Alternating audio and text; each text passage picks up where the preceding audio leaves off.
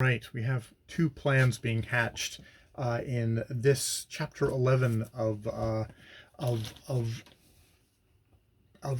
life and adventures of Michael Armstrong, Fctry Boy, where Miss Brotherington is plotting about how to get at Michael. She understands that she can't really go to open war with him, with Sir Matthew Dowling over this matter.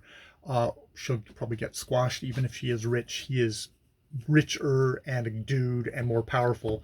So she's got to be sneaky and not be in open warfare, at least for as long as she can manage. She decides, I'm not going to try and speak to Michael. I'm going to try and speak to his mother, and goes to her nurse as her basically her only ally. Like, I need to quietly, probably on foot, go and visit. And it's very much, she's coming from the thing of like, well, can't they be taught like economy? They apparently get so much money because all the manufacturers just complain and complain about how expensive labor is. Um, which we find out is because they're greedy bastards who are just diverting all that wealth to their pockets. Not that the workers are overpaid and all squandering it. So yeah, they kind of embark upon that.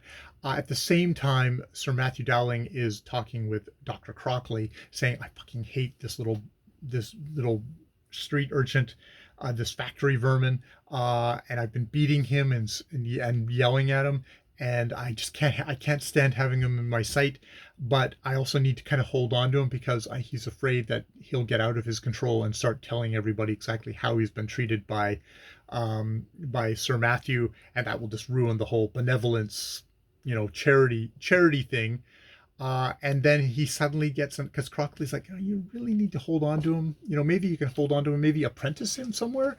And he's like, oh, and then we get introduced to his friend, who he considers the greatest manufacturer of all times, the Elgood Sharpton, whose great idea was he built a factory out in the middle of nowhere where no prying eyes are going to see, no light hits, apparently. And then he's gone through all the parishes and scooped up all the pauper children, especially ones that don't have parents, to cram into his factory and keep ignorant of any laws that might be there, the weak laws that Robert Peel has passed to try and protect uh, little infants. And he says, like, and that bill was basically that law was probably a dead letter after about 2 years of existence. Keep the kids in thing and just suck them in there and just work them to death with no money. Maybe not no money, but hard, basically nothing. It's like, yeah, I'll apprentice. He's been apprenticing all these pauper children. He can apprentice Michael, and we'll never see him ever again. And that's the really fucking dark level here. But he also kind of has a little discourse on like Elgood Sharpton, because they're really interested in repealing the corn laws, because, and you think this is a populist cry, like, because the corn laws were keeping the prices of bread up, but he's like, no, we drive the price of bread down, then we can in turn decrease the wages yet again, and be making more and more money. So this is actually something that it's like, yeah, repeal the corn law, lower the price of bread, and then lower the wages on top of it. So that's apparently the nefarious cabal plan of the manufacturers, who are also just like, look, let's just pave in the entire expanse of England, get rid of lords with their little tenant farmers and stuff like that. We'll turn Russia into granary, France into a wine cellar, America north, south, west, and east into a giant plantation, all to feed their industry, their wealth. Very chilling. I hope that doesn't happen. Oh, it kind of did. Darn it. So yeah, that's this part of chapter 11. 11A, because there'll be an 11B, because God, it goes on for a while. So yeah,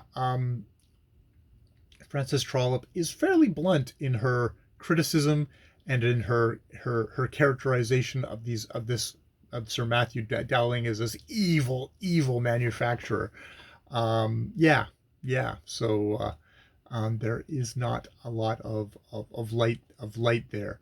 Um, and yeah, and and as always, yes, we have the rich good woman trying to figure out how to help the poor Mchl Armstrong, um, and reform things. She's not, and because like she says like, what? Because Nurse Tremlett says like, well, do you want to destroy, industry? It's like, oh no, of course I don't want to do that. That is the thing that is driving all the great advancements, great scientific and social advancements of England. I wouldn't want to get interfere that, but can we reform it?